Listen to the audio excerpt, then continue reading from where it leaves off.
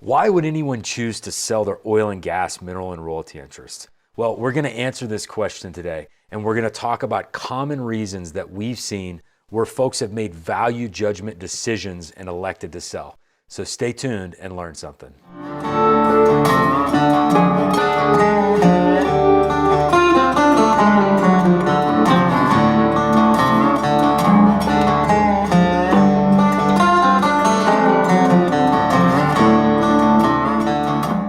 Howdy folks, my name is Stephen Hatcher and I created the Minerals Guide to provide tailored content to mineral and royalty owners just like you so that you have a better understanding of minerals as an asset class and the potential value of your mineral rights.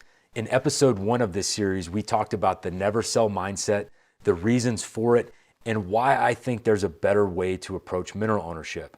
We also talked about minerals as an asset on your personal balance sheet and weighing the opportunity cost of selling versus holding. Now, in today's episode, we're going to get into some common reasons that we've seen where folks elect to sell, where folks are making value judgment decisions and electing to sell their minerals. So let's dive in. Okay, folks, so now that we've talked about minerals as an asset on your personal balance sheet, and we've talked about this concept of opportunity cost, let's dive into some reasons that I've seen folks elect to sell, right?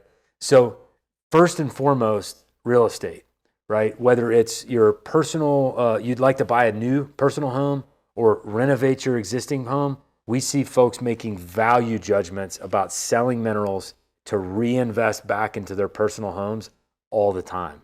We also see folks that want to own real estate investment properties, right? So they say, rather than owning oil and gas minerals, I would like to own a real estate investment. And whether that's a single family home, a vacation property, or a multifamily property, there are actually some really special things that we can do when it comes to trading minerals for trading real estate, other types of real estate investments, namely via 1031 exchanges. Now, there's a special provision in the tax code that basically allows you to defer any capital gains taxes that you would pay on the sale of your minerals if you were going to trade them for a real estate investment asset.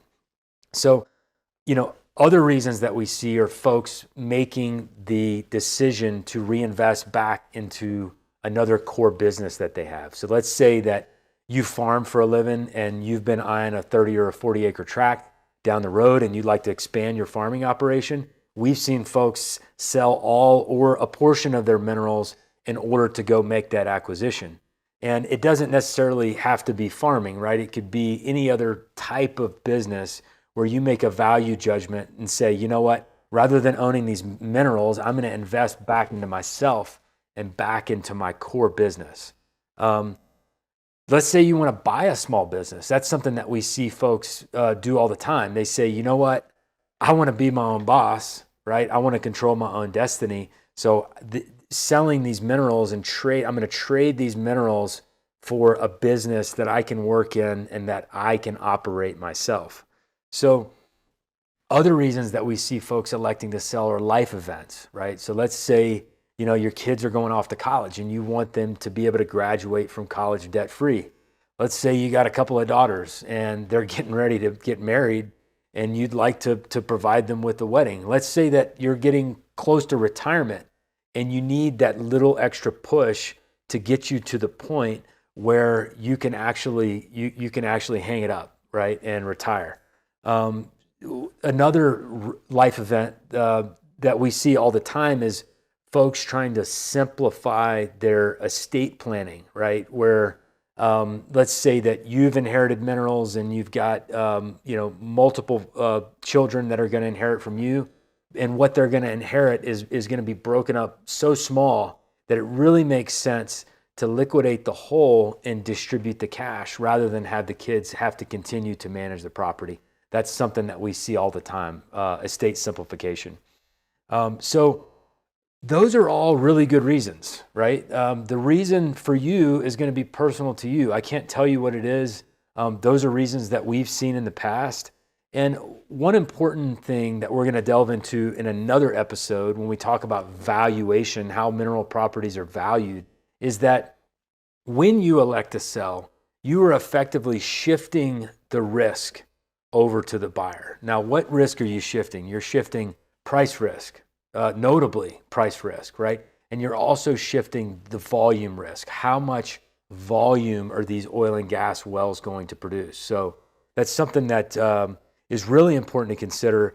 And really, in its simplest form, I see a lot of folks electing to sell because they would rather certainty in a fixed sum over uncertainty through monthly payments and fluctuations in oil and gas prices. And what I tell folks is that if you own minerals, you are in the oil business. So it's time to educate yourself about the oil business, right? Because in the same way that exploration and production companies are subject to massive swings in prices, you are sitting in that same exact seat as a mineral and royalty owner.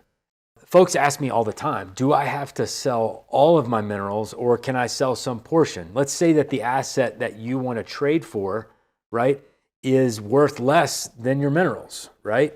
And I would tell you, absolutely, you do not have to sell all. Maybe selling half or a quarter or some, percentage is, gets you where you need to be so that you can make that other purchase. And that's absolutely something that you can do. Okay, folks, let's wrap it up. So I can't tell you whether to sell, right? I'm here to educate you about the value of your minerals, right? So you can make an informed decision about what is best for you and for your family. So remember a couple of things. One, your minerals are an asset on your personal balance sheet, and you should treat them just like any other asset that you own, right? What I find is that when folks begin to educate themselves and they start to understand how their minerals are valued, it opens up all sorts of doors, right? And they realize that there are other opportunities that they could pursue that mean more to them than ownership of minerals. Number two is that there's an opportunity cost to everything. There's an opportunity cost to holding your minerals. There's an opportunity cost to selling your minerals, and you have to understand both.